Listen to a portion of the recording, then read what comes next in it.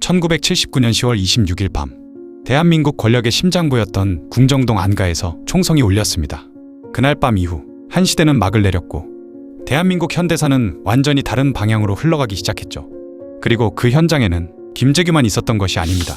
중학교 스승을 끝까지 따랐던 한 남자, 해병대 장교 출신이자 중앙정보부 의전과장이었던 박선호도 있었습니다. 중학교 체육교사이자 스승이었던 김재규와의 인연이 되어 중앙정보부라는 특수한 조직에서 1979년 10월 26일 밤, 박선호는 자신의 인생뿐 아니라 대한민국의 역사 자체를 뒤흔드는 선택 앞에 서게 되죠. 과연 그는 왜 그 위험한 현장에 끝까지 남았던 것일까요? 오늘은 12.6 사건의 핵심 인물 가운데 한 명이었던 박선호의 삶과 그날의 사건 현장을 살펴보겠습니다. 박선호는 1934년 2월 3일 경상북도 청도군 청도읍에서 박종영의 아들로 태어났습니다. 대구의 대륜고등학교를 졸업하고 1953년 해병대 간부후보생 16기로 임관하여 8월 청룡부대 대대장, 해병제 3여단 제3대 대장, 해병원병감실, 해병대 서울보안부대 부대장, 해병대 사령부, 인사처장 등을 역임합니다. 1973년 10월 해병대 사령부가 해체되자 해군 보병대령으로 예편한 후 이듬해인 1974년 4월 당시 중앙정보부 차장이던 김재규의 추천으로 중정 총무과장에 임명되면서 중정과 인연을 맺게 되었습니다. 김재규가 건설부 장관으로 영전한 후 박선호는 중정 부산지부 정보과장으로 발령되었으나 1976년 초 중정 요원들이 연루된 밀수 사건 수사를 위해 서울에서 내려온 검찰 수사팀의 동정을 도청한 사실이 발각되어 면직당하죠.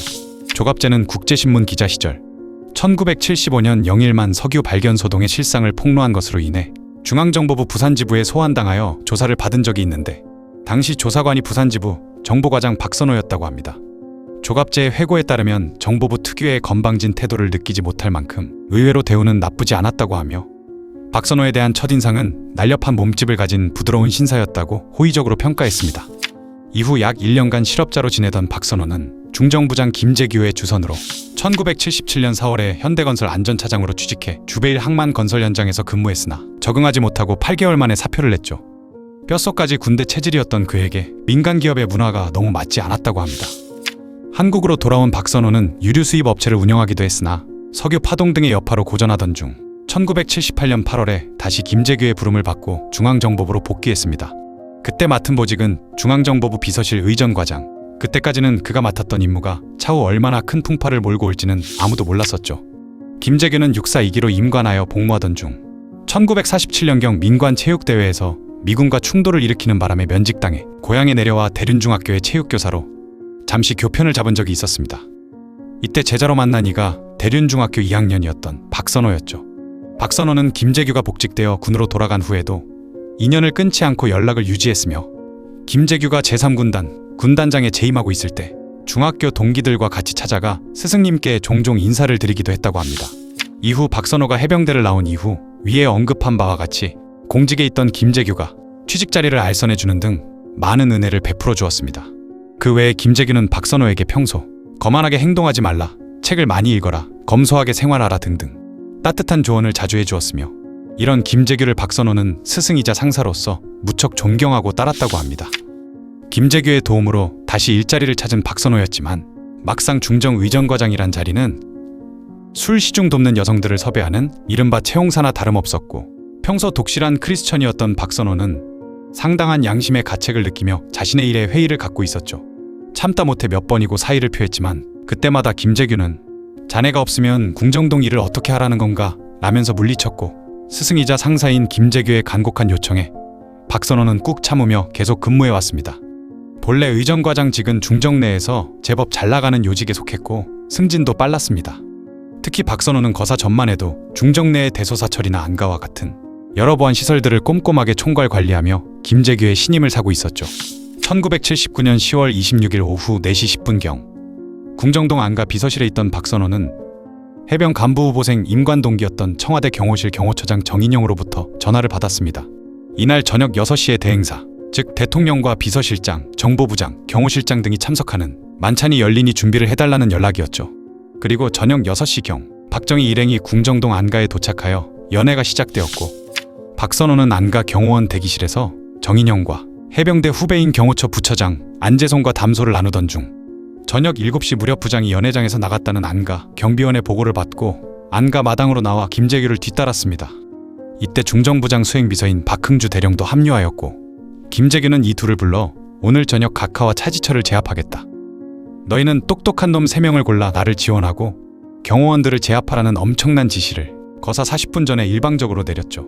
이에 박선호는 오늘은 경호원이 7명이나 와 있어 상황이 좋지 않으니 다음에 기회를 보자며 거짓말로 회유하려 했지만 김재규는 오늘 해결하지 못하면 보안이 누설된다며 완강한 태도를 보였습니다.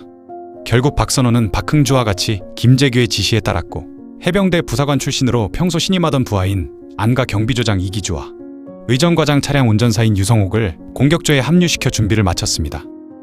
유성옥이 공격조에 포함된 계기도 어찌 보면 단순한데 이기주와 함께 무장하던 중 자신의 운전사인 유성옥이 평소 성격이 괄괄하고 복종심이 강하다는 것을 떠올린 박선호는 대뜸 이기주에게 유성옥이 총 쏠 줄 아나? 라고 묻자 이기주는 유성옥은 육군 중사 출신입니다 라고 답했다고 합니다. 잘 모르지만 중사로 제대했으면 총을 못 다루지는 않을 것이라는 의미였고 실제로 유성옥은 베트남 전쟁에 파병되어 실전 경력도 있었죠.